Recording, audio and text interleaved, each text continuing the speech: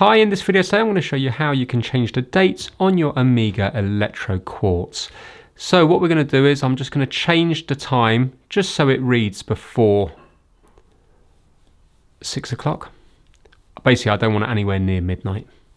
So I'm just going to go to around about 5 o'clock.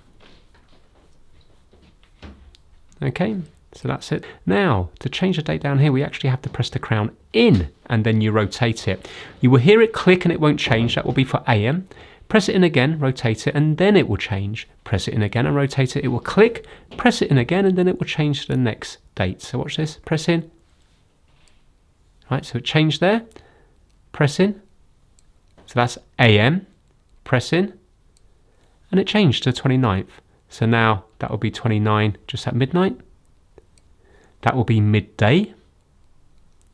And that's the 30th. 30th midday.